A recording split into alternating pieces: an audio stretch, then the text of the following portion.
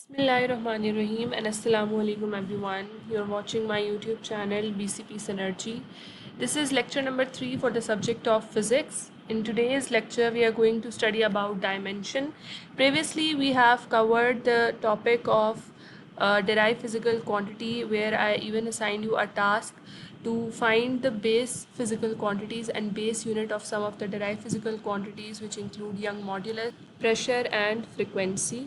Now, today we are going to study the topic of dimension. What we are going to study about dimension, firstly, it is a very new topic. We haven't studied it before. So, dimension is symbolic representation of a physical quantity is called as dimension.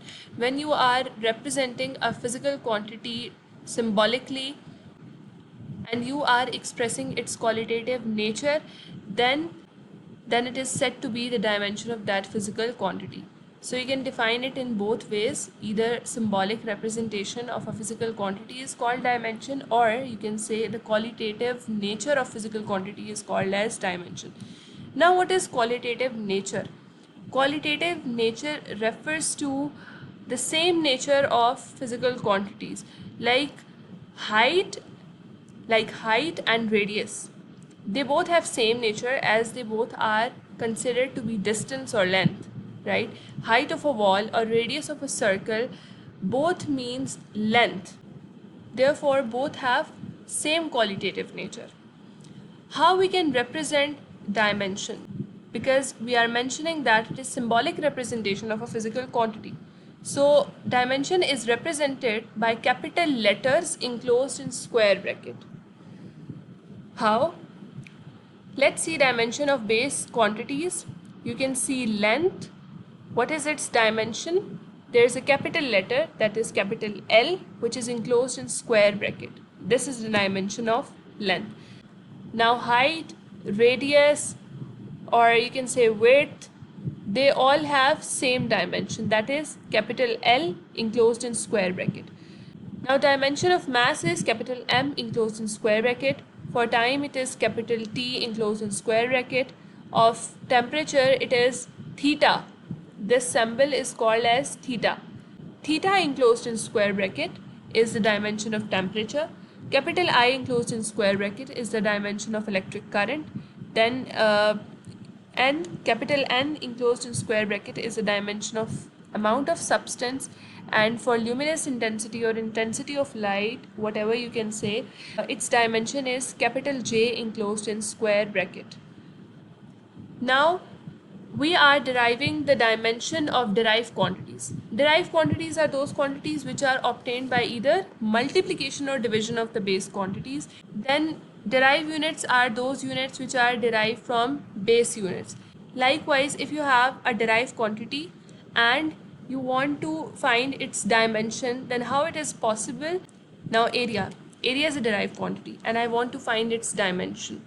Firstly, I should know that what is the formula of area. So area is derived from length and width. This is the formula of area, length into width. Both length and width have same nature, same qualitative nature, so they will have same dimension, and then on multiplication we will get L square. Both the bases are same, their power will be added, and this is the final dimension of area, that is L square enclosed in square bracket. Another example is of volume. It is also a derived quantity and it is derived from length, width and height.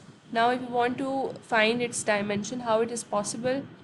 Again, we should know the formula of volume, that is length into width into height.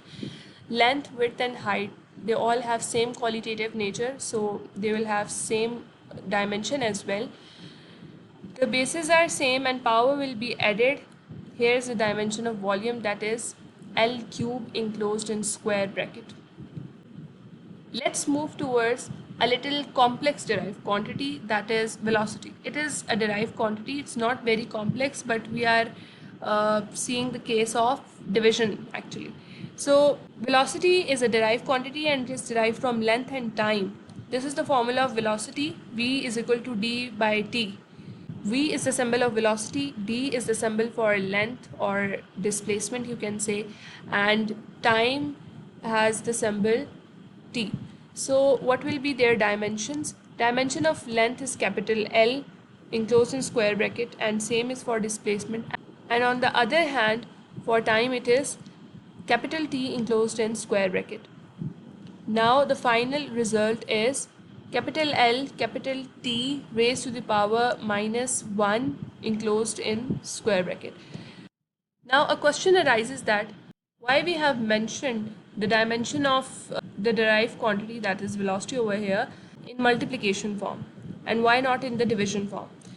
So the answer is that we have to achieve this final result where both of the dimensions of both quantities should be in the numerator form. Now the next example is of force. Force is a derived quantity as well, and it is derived from mass and acceleration. Acceleration itself is also a derived quantity, but we will find the dimension of force. The formula for force is F is equal to ma, or you can say force is equal to mass into acceleration. Here the dimension of mass is capital M enclosed in square bracket. For acceleration it is capital L capital T power minus 2 enclosed in square bracket. And now combining these dimensions, the dimension of force will become capital M capital L capital T power minus 2 enclosed in square bracket.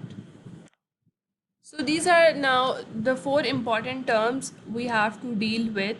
Physical quantities are either dimensional variable, dimensional constant, dimensionless variable, or dimensionless constant.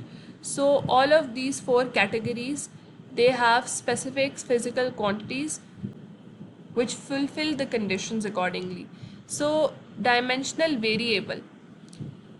Dimensional firstly refers to the existence of dimension, while dimensionless means that there is no dimension. Then variable, it means something that is changing or varying, and constant means something that is fixed.